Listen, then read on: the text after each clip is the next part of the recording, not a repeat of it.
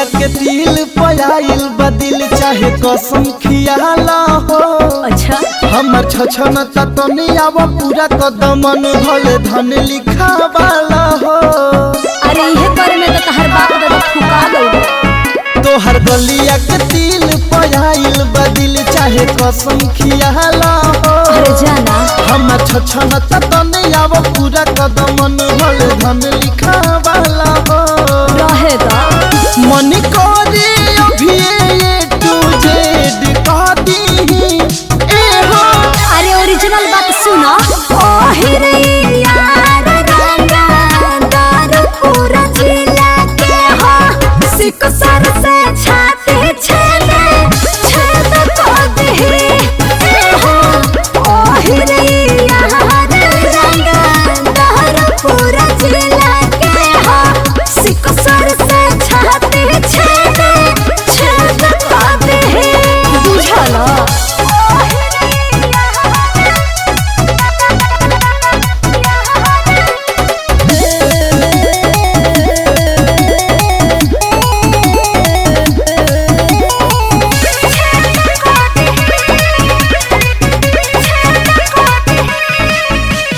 बोला न ऐसे ऐठ के देखा न दिल में बैठ के होई न जानू जियान तोहर राखब जवानी सहित के। ए बाबू एक बात सुन लो।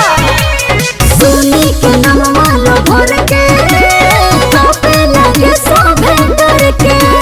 दुनिया के ना पीछा करी हा बाबू संताई भर के।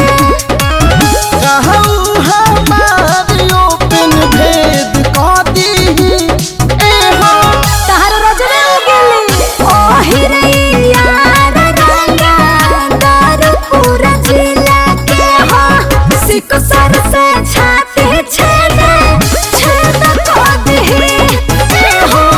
ओही रे यार रंगा दारू पूरा जिला के हो। सिक सर से छाते छेले छेद कर दे छेद कर दे।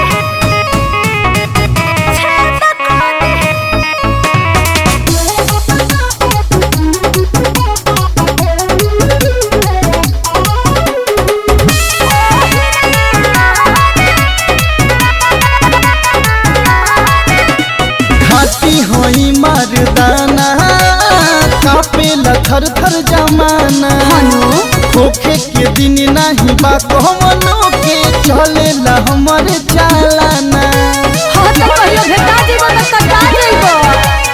रक्सर बिंदर न लावा ऐसे तू जानत बाजे।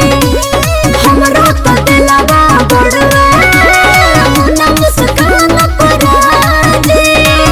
बतिया तोहार मत भेद कह दी ए गोरी।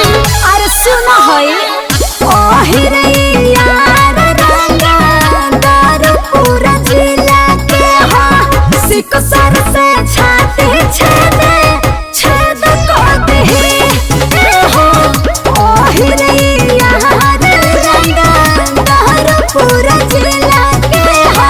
सिक सर से छाते छेले छेद कर दे।